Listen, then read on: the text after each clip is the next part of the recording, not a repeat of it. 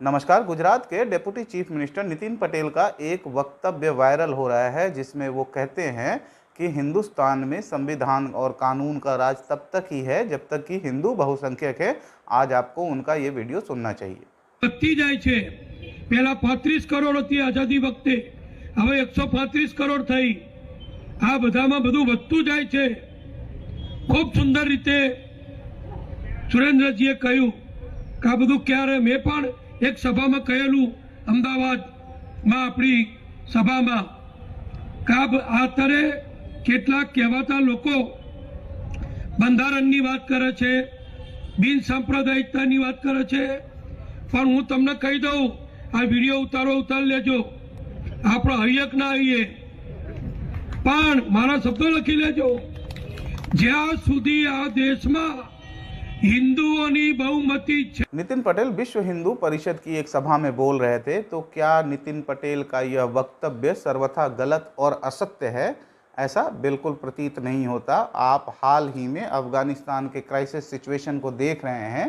पहले ये पूरा का पूरा क्षेत्र बौद्ध प्रदेश हुआ करता था, बौद्ध क्षेत्र हुआ करता था, परंतु बार बार इस्लामिक आक्रमण के कारण इस क्षेत्र की व्यवस्थाएं बिगड़ी और धीरे धीरे यहाँ पे मुसलमान बहुसंख्यक हो गए। और जब वो बहुसंख्यक हो गए तो आज वहाँ की क्या स्थिति है आप देख सकते हैं। बगल में ही है ईरान, वो भी इस्लामी चरमपंथ के भेंट चढ़ गया। 1947 में जब भारत के अखंड भारत के टुकड़े हुए तो पाकिस्तान बना ही इस्लाम के नाम पर था। आज वहाँ अल्पसंख्यकों की क्या स्थिति है आप देख सकते हैं। वहाँ पे संविधान और कानून का राज कैसा है आपके सामने है। 1971 में बांग्लादेश बना और 1998 आते आते वहाँ का भी जो सेकुलरिज्म था वो ख़त्म हो गया और बांग्लादेश को भी इस्लामिक राष्ट्र घोषित कर दिया गया। पूरे विश्व में 53 देश हैं जो कि इस्लामिक राष्ट्र हैं। इस्लामिक राष्ट्र से मेरा तात्पर्य है कि वहाँ के राष्ट्र ने इस्लाम को स्टेट रिलीजन की संज्ञा दी है। तो क्या ऐसे भी देश हैं जो कि मुस्लिम बहुसंख्यक हैं और लोकतांत्रिक हैं, सेकुलर हैं?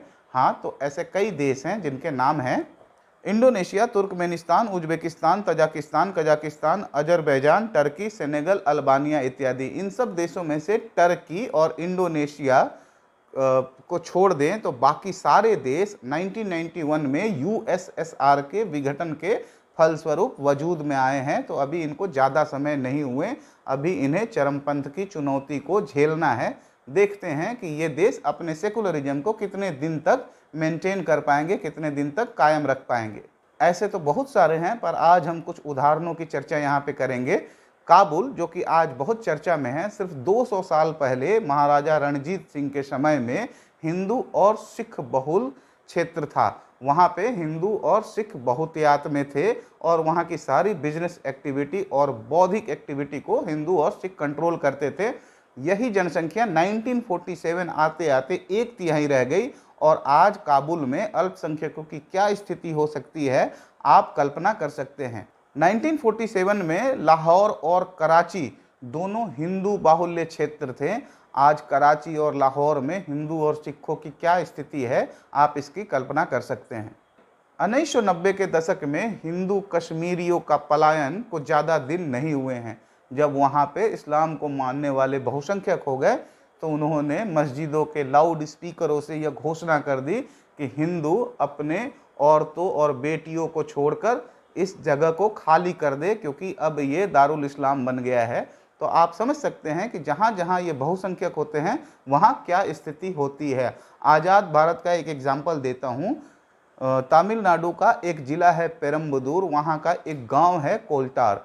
कोल्टार गांव में 70% आबादी मुस्लिमों को हो गई तो उन्होंने एक प्रस्ताव पारित कर वहां हिंदू मंदिरों में बजने वाले घंटे घड़ियालों को पर रोक लगा दी। बाद में कोर्ट के हस्तक्षेप से वहां पे पूजा अर्चना और घंटी घड़ियालों को बजाना फिर से जारी हुआ। तो ये आज़ाद भारत का वो क्षेत्र है जो मुसलमान आबादी जहां बहुसंख्यक हो गई। 1921 में मोपला विद्रोह के नाम पर हिंदुओं का नरसंहार के सिर्फ 100 वर्ष हुए हैं। अगस्त 1921 में वहाँ के रहने वाले बहुसंख्यक मुसलमानों ने इस पूरे क्षेत्र को इस्लामिक खिलाफत का क्षेत्र घोषित कर दिया और वहाँ के एक अली मुसलियार को वहाँ का राजा बना दिया, वहाँ का आमिर बना दिया। उसके बाद उस पूरे क्षेत्र में इस्लामिक शरिया का कानून नाफिज कर दिया गया और हिंदुओं को मृत्यु अथवा इस्लाम दोनों में से एक चुनने के लिए कहा गया। 20,000 से ज़्यादा लोगों के फोर्स्ड कन्वर्सन हुए, 4,000 से ज़्यादा लोग मारे गए। तो आप समझ सकते हैं कि इस क्षेत्र में जहां वो बहुसंख्यक हो गए थे वहां उन्होंने किस प्रकार के कानून लगाए। तो वहां क्या कोई भी ढांचा बचा था? इस्लामिक शरिया का कानून नाफिज कर दिया गया था और वहां पे जजिया लगा दिया गया था।